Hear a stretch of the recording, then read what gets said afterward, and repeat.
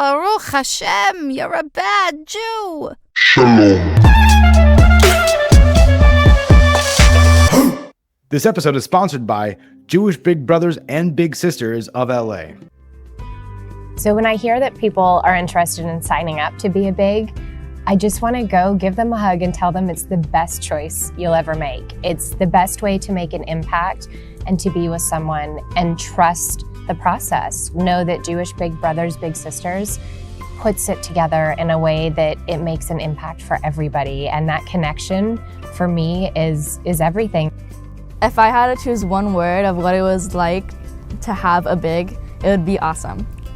Just do it. Sign up for it. Everything that you're going to do is going to be more than you can imagine. If you want to make an impact on a child's life, Big Brothers and Big Sisters of LA is accepting applications today.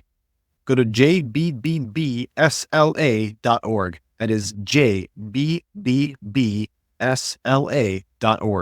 Hey, welcome back to another episode of Bad Jew, the place where there is, yes, you heard correctly, no such thing as a bad Jew. And with me today is Rabbi Yoshi. I'm really excited to speak with him. Besides the fact that he has a really fun and familiar name from the world of Nintendo, I think he's just, the wisdom that he brings forth is really amazing. Rabbi, how are you today? I'm doing great, and I've been looking forward to this conversation. We had to reschedule, and now finally I get to sit down with you on the Bad Jew podcast. That's right. In my opinion, the greater the logistical nightmare, the more worth it is. So I'm excited for it. We have the 4-minute Bad Jew challenge where you tell your life story in 4 minutes. Are you ready? I'm ready. Excellent. Echad, shtayim, shalosh, yalla. I was born in Colorado Springs, Colorado. My father was in the Air Force, and he and my mom moved there in 1969 during the Vietnam War. He could have been sent anywhere, and he was very lucky that he was sent to the Air Force Academy in Colorado Springs. And when I was about a year old, we moved to Houston. My dad continued his training as a surgeon, and I have no memory of Colorado Springs or Houston. I grew up in Omaha, Nebraska, which is actually where my father was from and where my grandfather was from. And on my mom's side, her family is from Kansas, so very Midwestern. I was very active in Jewish summer camp. My mom made me go to summer camp, and that was a big reason that I ended up deciding to become a rabbi. I went to Schwader Camp in Colorado, and I absolutely loved it. And she told me that I needed to do BBYO and Nifty. So I did both of those things. So between Jewish summer camp and synagogue and confirmation classes and youth group, trip to Israel when I was 9 years old, all of these things together formed a really strong Jewish identity, great love of Judaism. And during college, when I was working at a different Jewish summer camp, the camp director, who was studying to be a rabbi, said to me, "Have you ever thought about being a camp director someday?" And I said, "Yeah, that would be really meaningful work." And then he said, "Have you ever thought about being a rabbi?" And I said, "I never have, but now I'm kind of thinking about it." And within a couple of months, I realized that's what I wanted to do. So I went to rabbinical school, the Hebrew Union College in Jerusalem. Best thing about studying in Jerusalem was that I met Jacqueline Hankin there. We started dating, and later she became my wife. We now have 3 kids together. I've been a rabbi for 27 years, Palo Alto, then moved to Israel, made Aliyah, was there 3 years at the Hebrew Union College, and then to Los Angeles. And I've been here at Stephen Wise Temple for 13 years, 3 of them as the senior educator and head of school, because I also have a master's in Jewish education, and 10 years as the senior rabbi. I mentioned we have 3 daughters, and they're out in the world doing all sorts of great things. And I'm really, really glad to be here with you. I love it. I love it. And you nailed the 4-minute Bad Jew challenge. Well done. There's something I want to bring attention to. You're going to have to move your microphone a little bit to show it, but you have something taped over there on your chest, and we've had a few guests do it, but I've never fully acknowledged it before. What is that tape on your shoulder right there? And can you give us a little explanation about why that is the way it is? Yeah. So when we lived in Jerusalem, I mentioned that we made Aliyah. This was in 2009.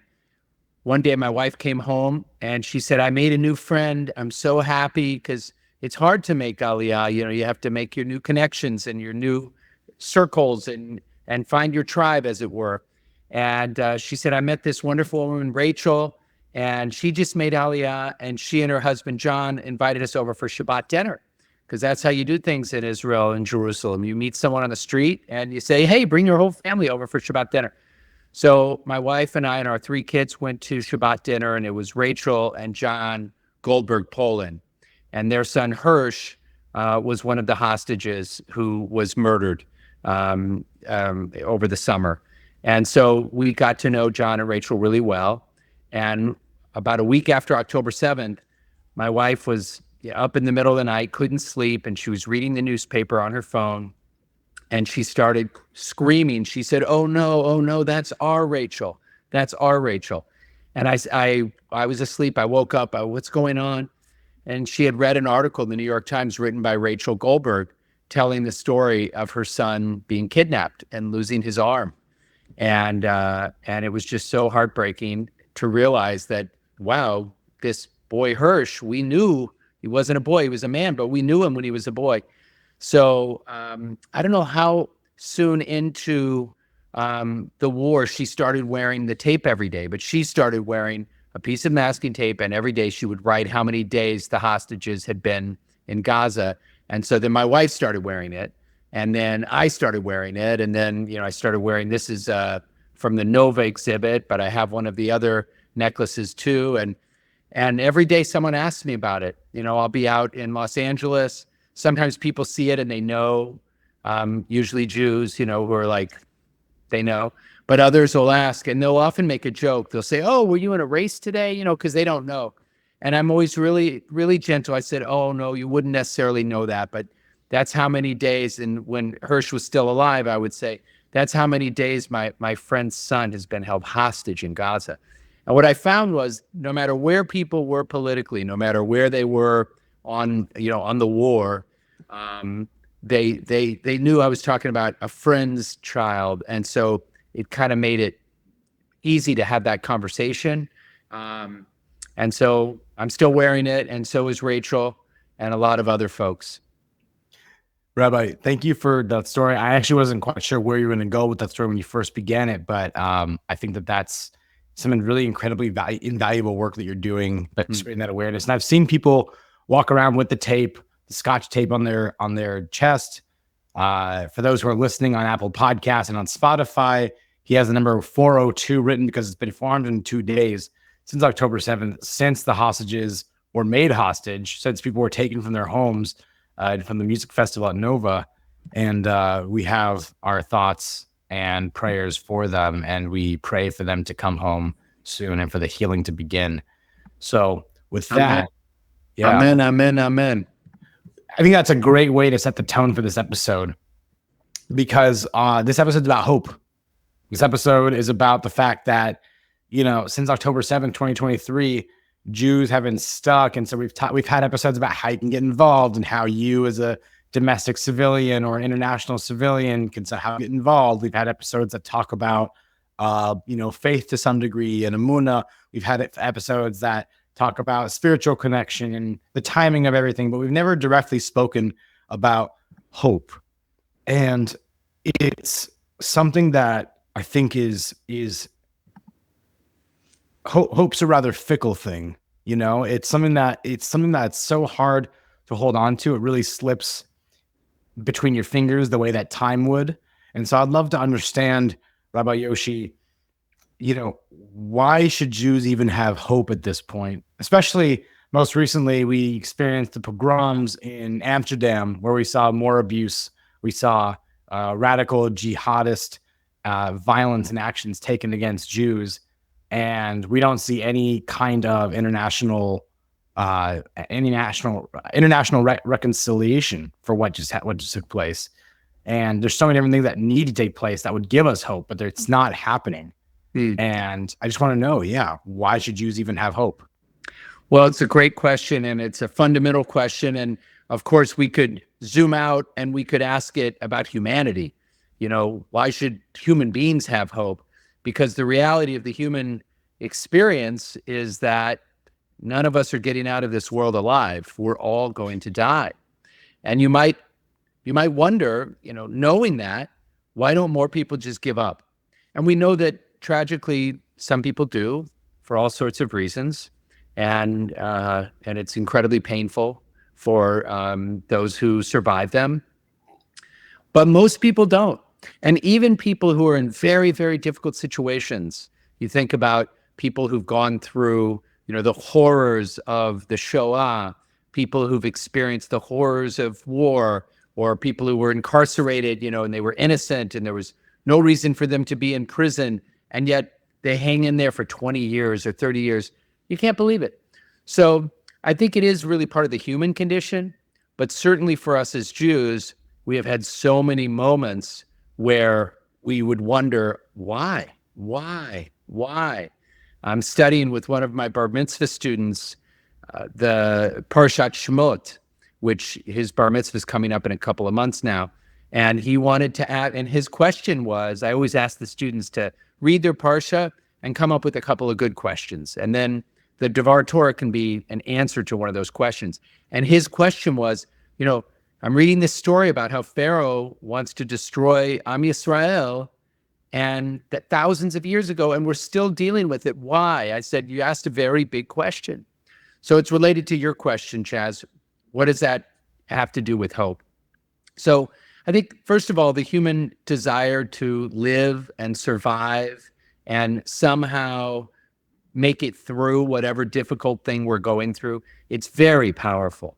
And we see it, again, not just among Am Yisrael, not just among the Jewish people, but there's story after story of people who are in very difficult situations, and they just hold on and they hang on because of the human will to live.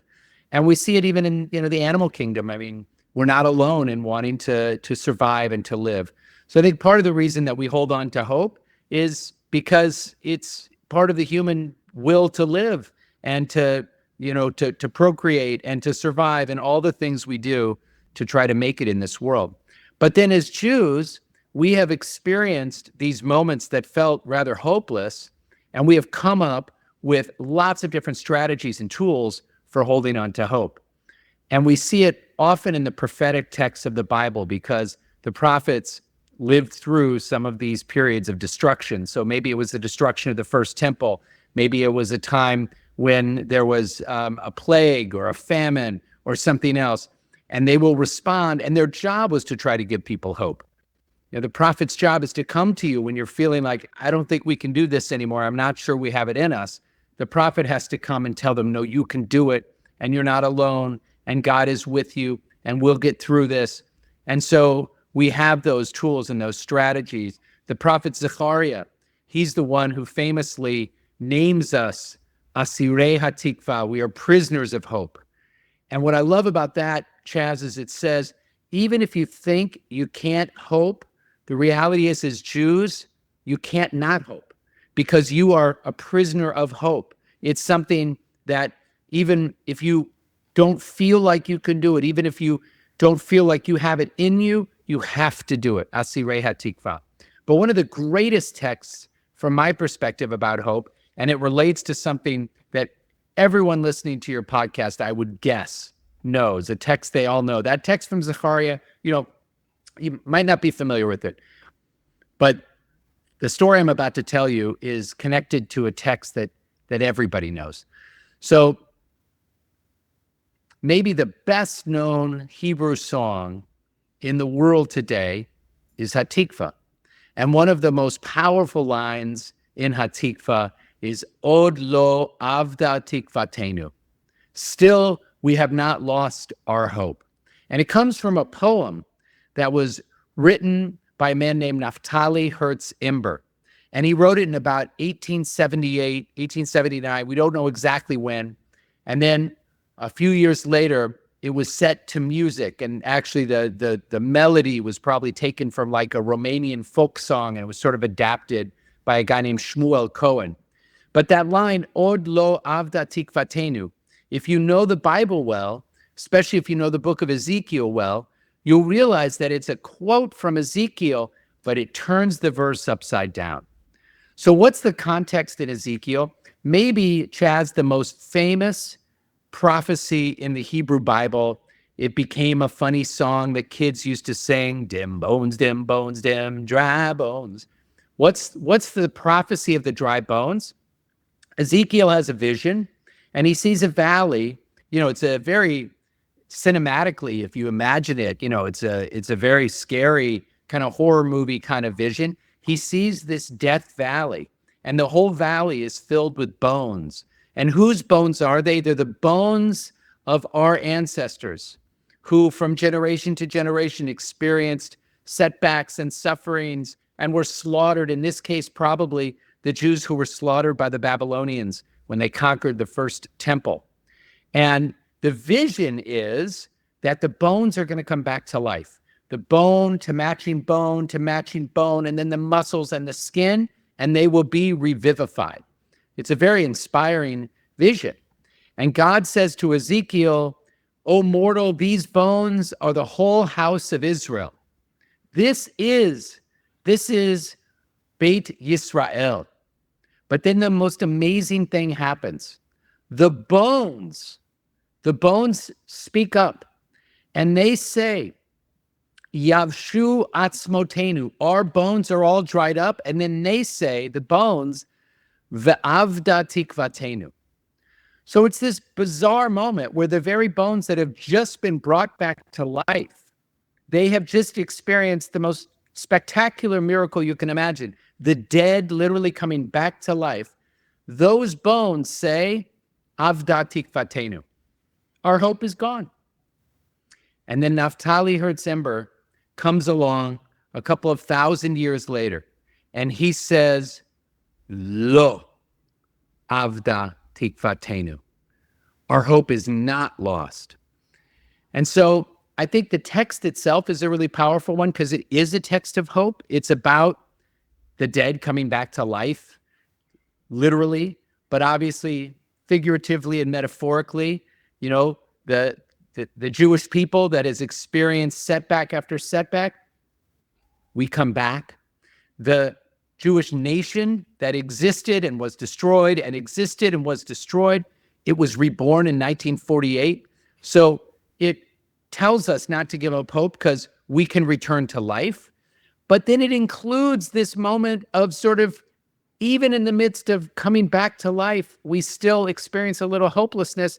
And then along comes the Zionist dreamers like Ember and, of course, Herzl and David Ben-Gurion and Golda Meir and Henrietta Zold. And they say, Lo Avda tikvatenu. We will not give up hope. So I threw a couple of big texts at you and then the Hatik for prayer.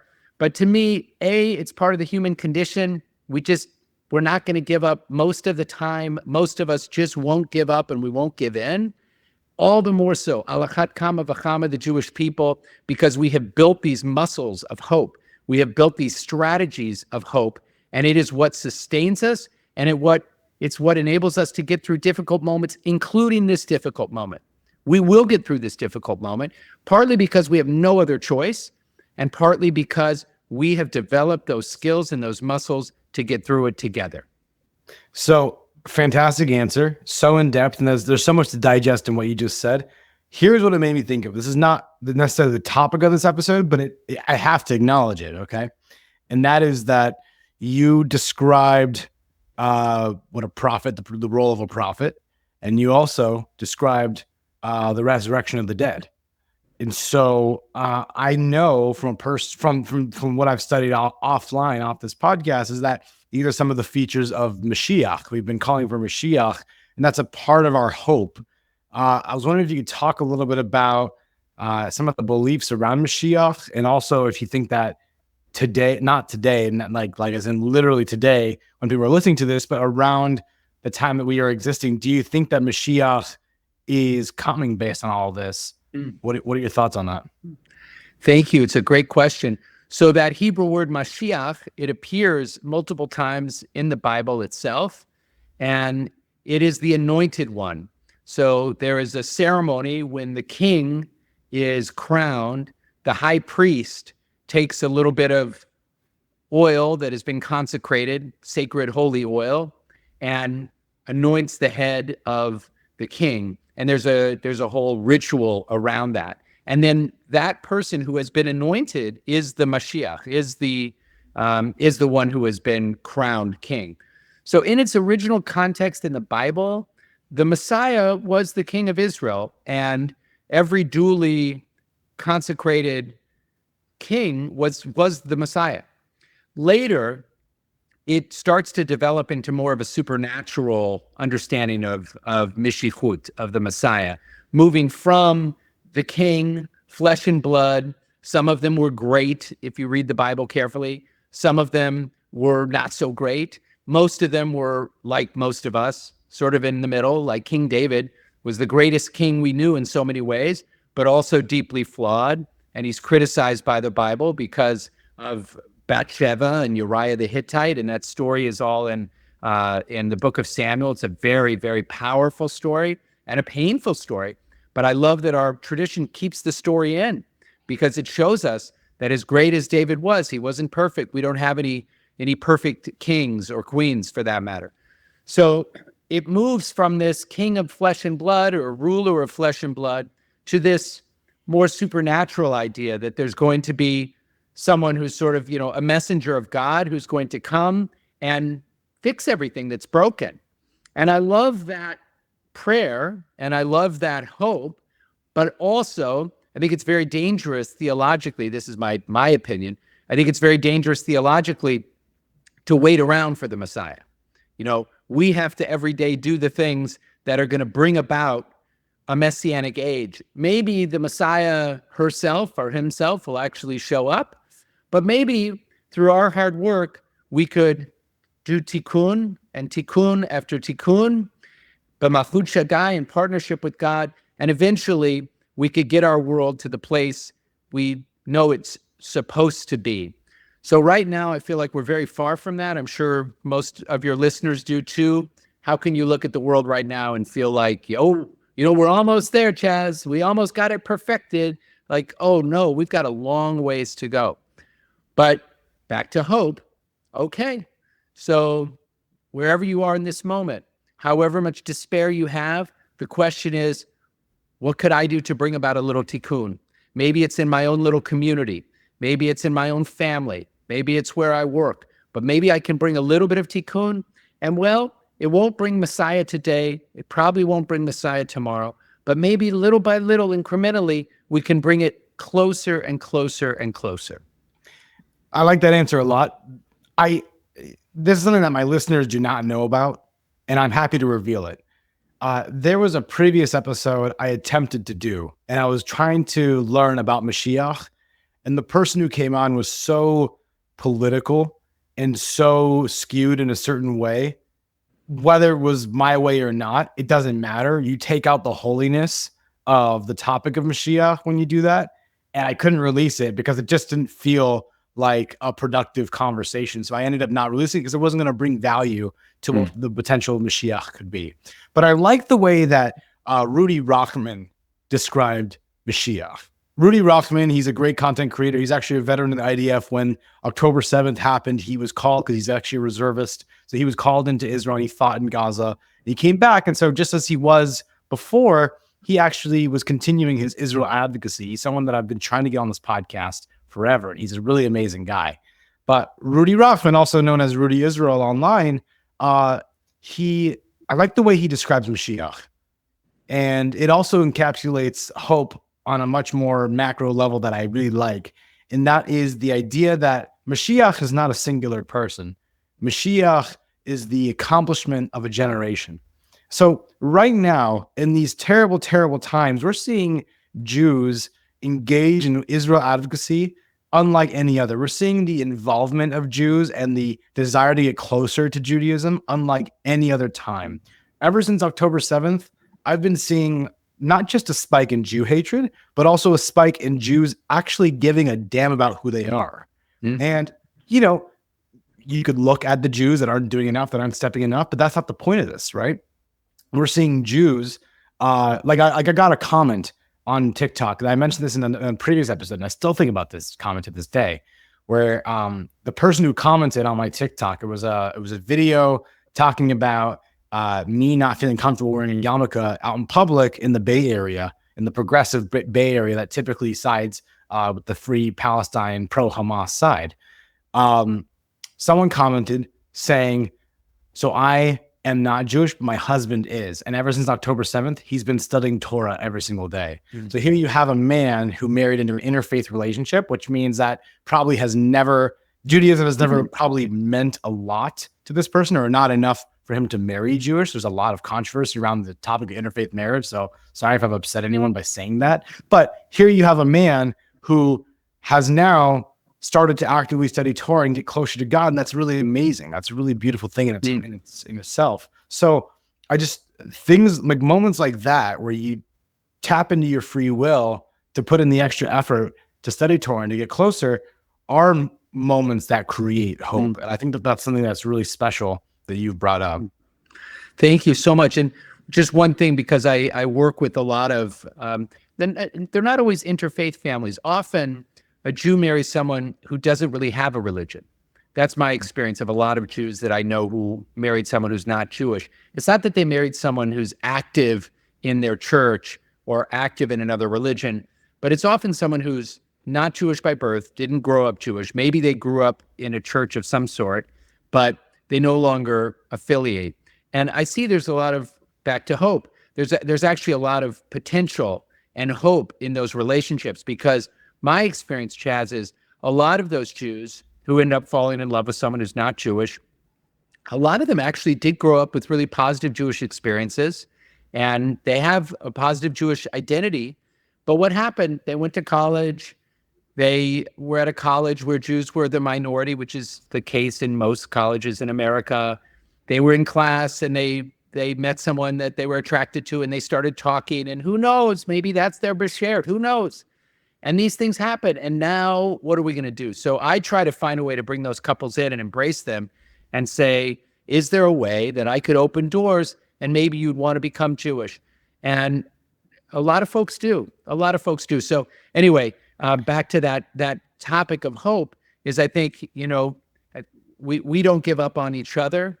I've seen that with Jews who are confused, I think, is my opinion. They're confused about their Zionism, and they don't understand the necessity of a Jewish state. They don't understand that Zionism and Judaism are inextricable. But rather than dismiss them and, it's as if like they're not part of our community anymore, my approach is, this is still a Jew. This is still a member of Am Yisrael, even if he or she is confused right now, in my opinion, right? So what can I do to help bring a little more understanding? What can I do? And so first of all, listening to where they're coming from and understanding that they have a perspective. They're just because I think they're wrong doesn't mean they're stupid. But then trying to have that understanding from my side. Hopefully they'll be open to that. And sometimes these are people I've had a relationship with, Chaz, for a long time. Maybe I was the rabbi at their bar bat mitzvah. Maybe I did their parents' wedding. And so they might be open to that conversation. And I've had a few of them where after we had a chance to talk and after we had a chance to spend some time together, they were a little more, I think, a little more understanding of what Zionism's all about, what Israel's all about, what Judaism's all about. And, some folks will never convince, but I feel like we can't give up. And at least showing up is half the battle. At least engaging in that dialogue is half the battle. So I appreciate that.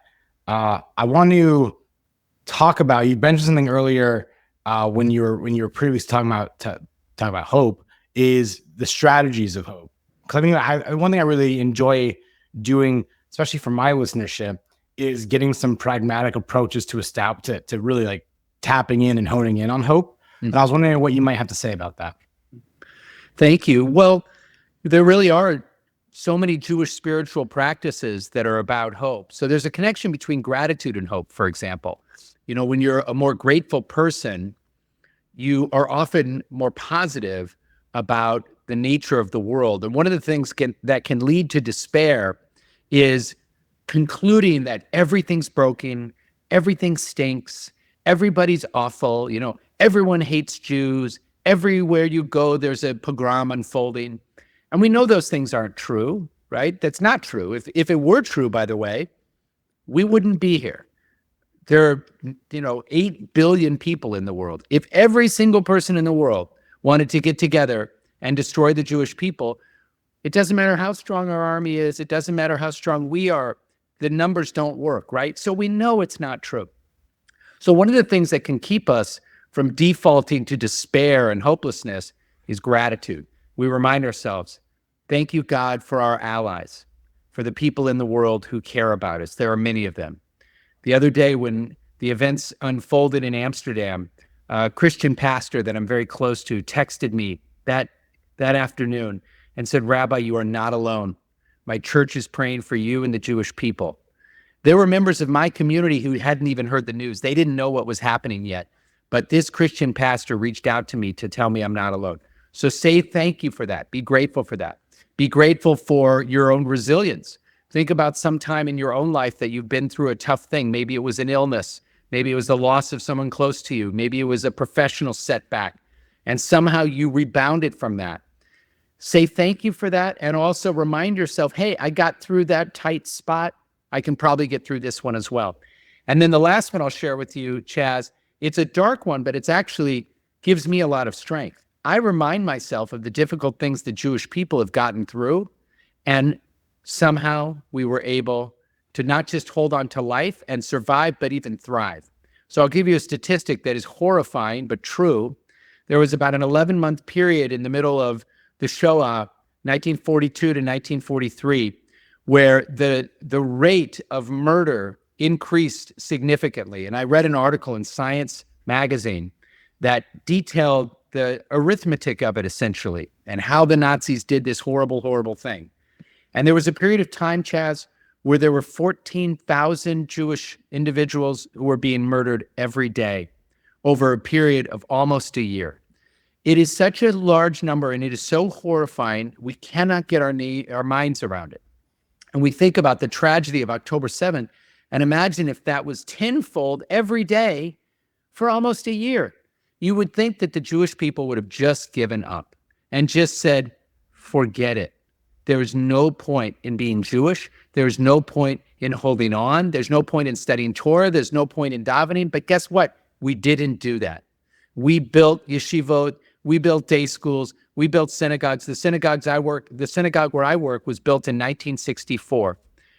After the war, after the destruction, a group of Jews came together and said, let's build a synagogue in Los Angeles. And now it's one of the biggest synagogues in America. And we have over 200 kids in our preschool and over 300 kids in our day school. And we have a religious school. And it's a flourishing and vibrant place. And I'm sure you could tell stories about your community that are the exact same story. Wow. Amazing. Amazing. And that's going to sit with me. And that's going to be something that I have to think about. I have to really process that. I want to ask you one more question before we wrap up the podcast. And that is, you've talked about from a historical standpoint, what gives you hope. You've talked about where hope comes from, and we've been able to relay it to a few different subject matter. I would like to know within your own community and or your family, what gives you hope? Thank you. Well, I think one of the most important things that gives us hope today is Medinat Yisrael, that we have a Jewish state, notwithstanding how challenging this last year has been and how challenging it continues to be. Thank God we have the Israel Defense Forces. We are not defenseless. Thank God we have allies, including the United States, and there are many other countries in the world that have been there for us. Thank God we have a peace treaty with Egypt. Even though it's chilly, it's still a peace treaty, and we haven't fought a war since 1973. Thank God we have peace with Jordan. Thank God for the Abraham Accords and the potential that there could be more of those nations in the region joining us. So Israel is, for me, a beacon of hope. The resilience of the Jewish people in Israel. I've been back 4 times since October 7th. I have another trip coming up in December. I feel very privileged that I've been able to make so many trips.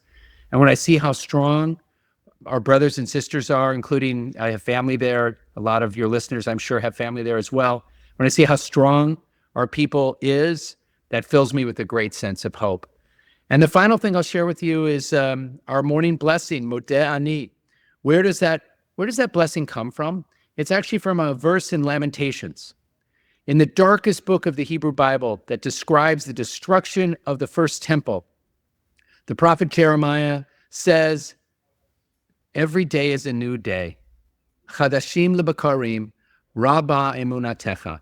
Every day is a new day. Great is your faithfulness, God. So every day we wake up, every day the sun rises again, we should be filled with a sense of gratitude and a sense of hope, because it's a new day. And maybe it's the day we'll bring about the Messianic age. Maybe it's the day that there will be a breakthrough and we'll find a pathway to peace. Maybe it'll be the day the hostages come home.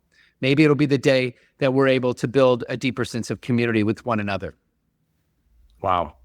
Well, on that note, I want to thank you for being on the podcast, for giving such great insights, for being able to pull from different sources in such a meaningful way. For those who are listening, what is the best way for them to connect with you and to engage with you? You can find me on Instagram at Rabbi Yoshi. You can listen to my podcast. Thank you for putting it up on the screen there. Search for Meeting with Rabbi Yoshi. And best of all would be to come visit in Los Angeles. Come to Stephen Wise Temple. You're welcome to go to wisela.org, and you can come for Friday night services. Shabbat morning, I teach Torah every Shabbat. We'd love to have you come visit us. And if you're not able to come in person and you do stream Shabbat services either live or after the fact, you can go to our YouTube channel, Wise LA, and you can watch our services and hopefully be inspired and feel connected. Awesome. Thank you, Rabbi. And to the listeners, we'll see you next Wednesday on the next episode of Bad Jew. Shalom.